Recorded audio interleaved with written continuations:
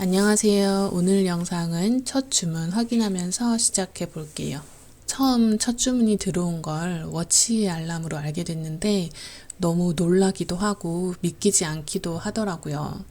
결론은 제가 아시는 분이 주문을 해주신 거였어요.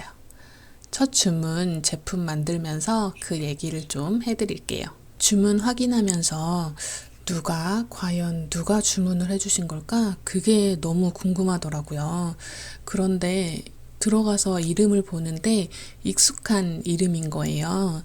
그래서 혹시나 해서 제가 예상하는 그분의 인스타를 들어갔는데 이분이 맞더라고요.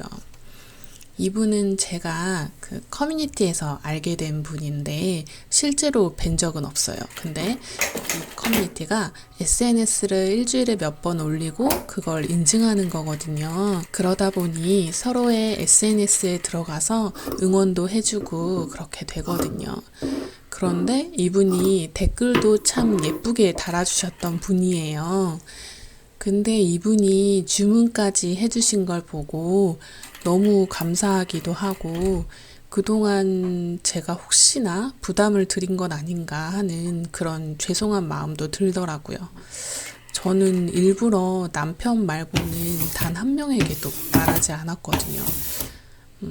말하기 부끄러운 것도 있고 그게 혹시 상대방에게는 사줘야 한다는 압박처럼 느껴질 수도 있을까봐 말을 안 했어요.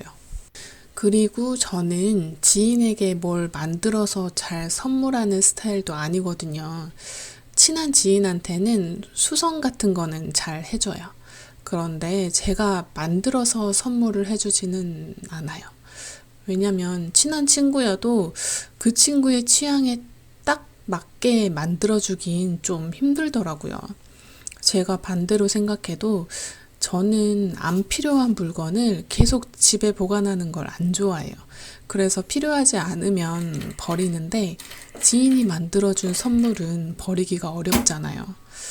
제가 너무 생각이 많은 건지는 모르겠는데 받는 사람 입장에서는 받을 때는 당연히 선물이니까 고마워하면서 받지만 쏙 마음에 들지는 않아서 손이 잘 가지 않을 수도 있고 반대로 제 입장에서는 제가 열심히 만들었는데 그게 그냥 쓸모없이 어디 박혀 있을 수도 있고 이런 생각들 때문에 선물용으로는 잘 안 만드는 것 같아요.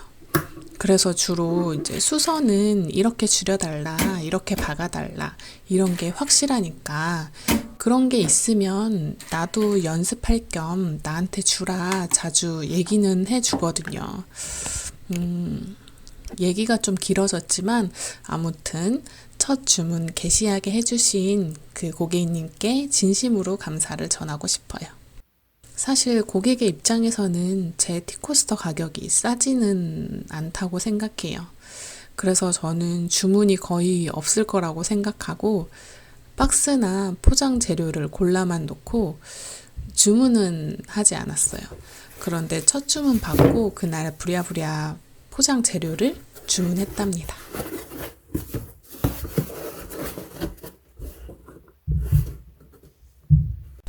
그리고 사은품으로 머리끈을 생각하고 있었거든요.